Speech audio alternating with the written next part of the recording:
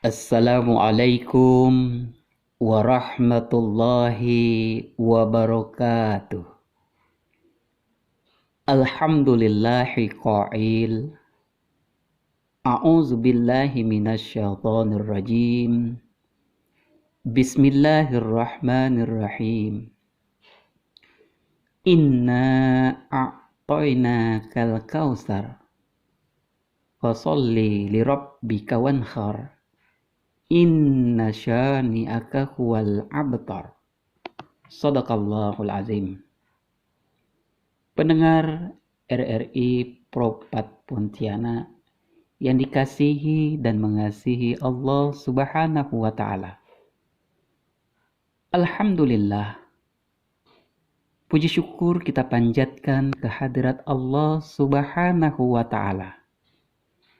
Yang mana di pagi hari yang cerah ini Allah Subhanahu wa taala masih memberikan kepada kita semua nikmat iman wal Islam, sehingga kita semua masih diberikan kesempatan untuk menghirup udaranya di pagi hari yang penuh barokah ini. Salawat dan salam tak lupa kita haturkan kepada junjungan kita Nabi besar Muhammad sallallahu alaihi wasallam. Semoga dengan kita bersalawat kepada beliau, insya Allah harapannya adalah semoga kita mendapatkan syafaatnya di yaumil akhir nanti. Amin ya rabbal alamin. Pendengar yang dimuliakan oleh Allah Subhanahu wa taala.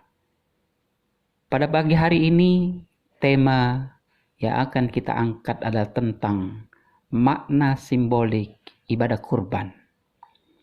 Kaum muslimin dan muslimat yang dimuliakan oleh Allah.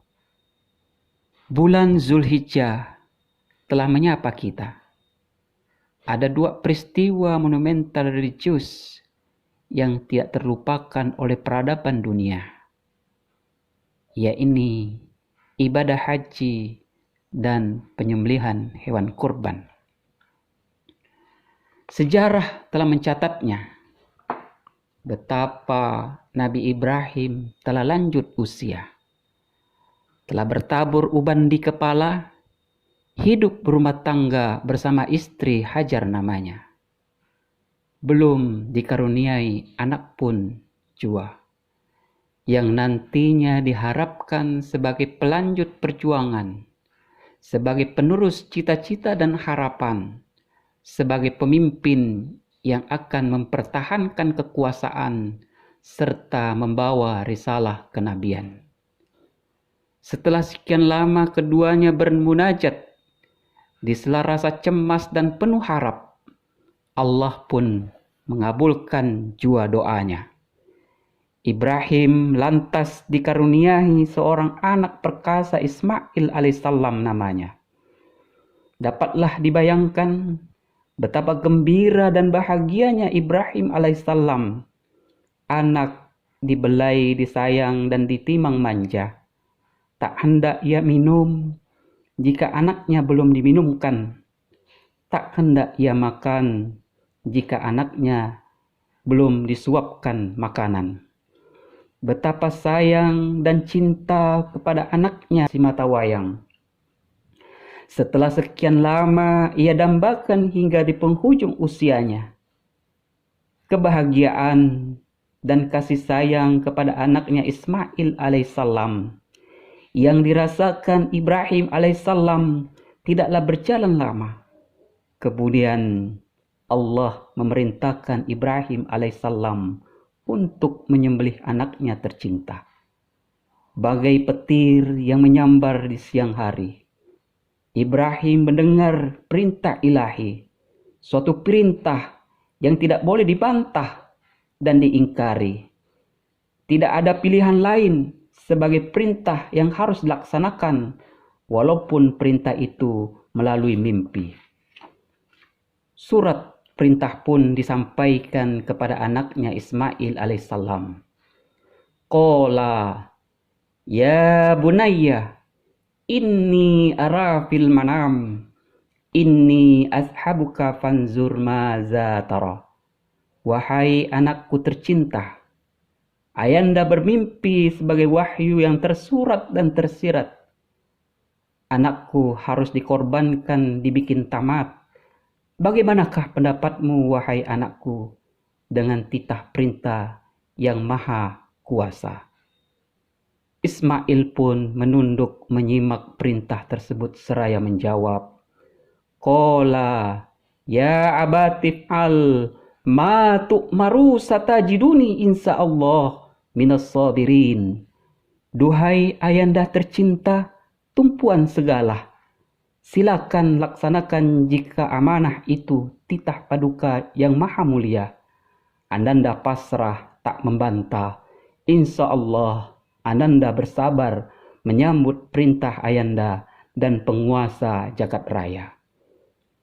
Setelah berpamitan dengan ibunda belahan hati, Ibrahim dan Ismail pun pergi melangkahkan kaki ke tempat sepi, memenuhi janji ilahi.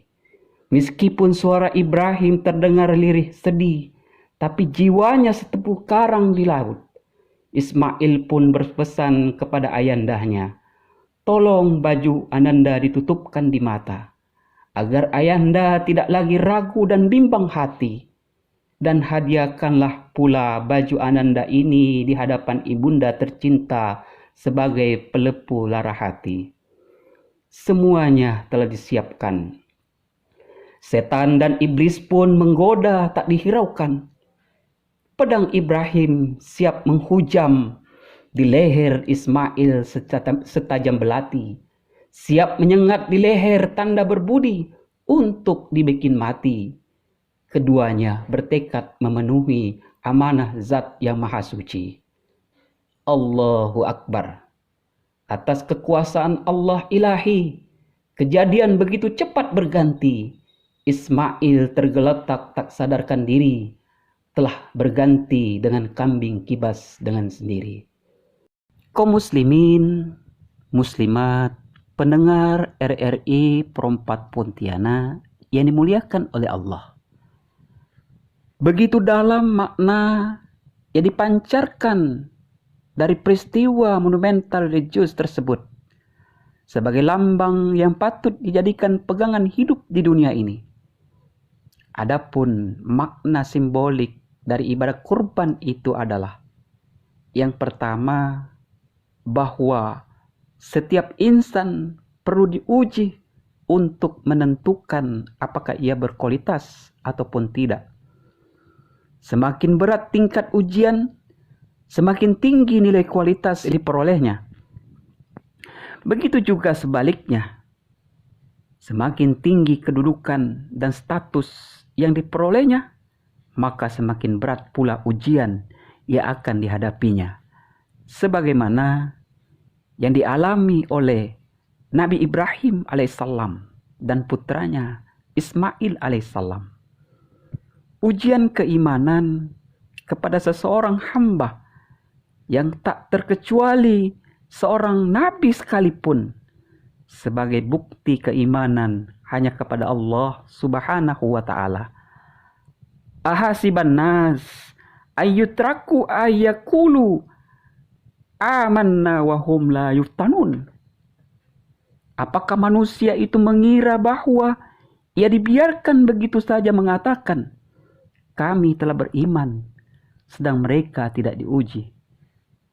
Ujian ini merupakan penyaringan seseorang berkualitas ataupun tidak, untuk menentukan manusia yang memiliki kualitas iman. Iman sebagai salah satu sumber motivasi perlu diuji kualitasnya agar terangkat derajatnya. Iman kadang harus diuji dengan kemampuan membebaskan diri dari nafsu pribadi. Harus mampu mendahulukan kepentingan Allah dan Rasul-Nya daripada kepentingan keluarga maupun golongan.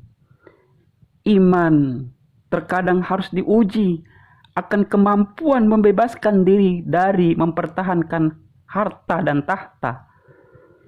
Ibrahim alaihissalam telah memperlihatkan kepada kita, ia telah lulus ujian dan menjadikan imannya sebagai sumber motivasi hidup, menjadi tenaga penggerak dinamika kehidupan, serta mampu memelihara keutuhan keluarganya. Makna simbolik yang kedua dari ibadah kurban ini adalah diakuinya prinsip demokrasi. Suatu prinsip yang mengakui dan menghargai eksistensi seseorang dengan segala keadaannya. Ibrahim alaihissalam sebagai penerima mandat dari Allah pada saat itu tidaklah melakukan perintah dengan semaunya saja, melainkan meminta pendapat terlebih dahulu kepada anaknya Ismail alaihissalam. Meskipun ia mampu melakukannya. Inilah sikap bijaksana seorang bapak yang mampu mendidik dan mengajak anaknya untuk berpikir mandiri. Sikap demokratis terpantul dalam kalimat singkat yang diucapkan Ibrahim alaihissalam kepada Ismail alaihissalam. Fanzur maza tara. Bagaimanakah pendapatmu, wahai anakku? Ini sebenarnya harus kita sadari, apalagi kita hanya menerima mandat dari sesama manusia. Prinsip demokrasi dalam Islam haruslah ditanamkan dari unit terkecil dalam keluarga menuju demokrasi tingkat rukun tetangga hingga ke puncak pada demokrasi tingkat negara. Makna simbolik yang ketiga dalam ibadah kurban ini adalah terjadinya kerjasama yang harmonis antara generasi tua dan generasi mudanya, antara pendidik dan peserta didiknya. Inilah yang diperlihatkan oleh Ibrahim dan putranya Ismail alaihissalam. Keduanya dapat berjalan beriring memenuhi keinginan masing-masing, tetapi terikat pada suatu kesabaran untuk memelihara kewajiban dan perasaan masing-masing. Orang tua mengerti tanggung jawabnya, yang muda tahu akan kewajibannya. Dengan demikian, dengan kerjasama yang harmonis ini, kedua generasi merupakan perjuangan yang berat serta melalui proses yang panjang menyiapkan masa depan anak melalui pendidikan yang islami, merupakan salah satu bentuk untuk menguatkan generasi Rabbiyah, generasi Quran, dan generasi berjiwa Ismail alaihissalam. Sebab pada hakikatnya mereka disiapkan untuk masa depan yang masih penuh tanda tanya. Ali bin Abi Thalib, Khalifah keempat Khulafaur Rasyidin mengatakan, didiklah anak-anakmu, mereka disiapkan ke suatu zaman yang bukan zamanmu. Makna keempat dari ibadah kurban ini adalah dibagikannya hewan kurban kepada kaum ekonomi lemah, kaum duafa yang amat jarang mengecap dan mengenyam makanan lezat bergizi, yang langkah menikmati protein hewani, 4 sehat 5 sempurna, 3 biasa 2 terpaksa, 1 merana 0 puasa. Dengan berkurban diharapkan si kaya harus mampu menebarkan benih, menebarkan pemerataan gizi masyarakat. Masyarakat ekonomi lemah tidak boleh dibiarkan busung lapar, hidup dengan gigit jari dan meneteskan air mata, menahan lapar, menyaksikan si kaya berfoya-foya. Ekonomi kuat konglomerat harus mampu menjadi bapak angkat untuk kaum melarat dan kaum lemah. Demikianlah yang dapat saya sampaikan dari makna simbolik ibadah kurban. Semoga kita dilimpahkan rezeki oleh Allah Subhanahu wa Ta'ala untuk melaksanakan ibadah kurban di bulan Zulhijjah ini. Terima kasih atas perhatiannya. Mohon maaf atas segala kekurangannya. Wabillahi taufik wal hidayah. Wassalamualaikum warahmatullahi wabarakatuh.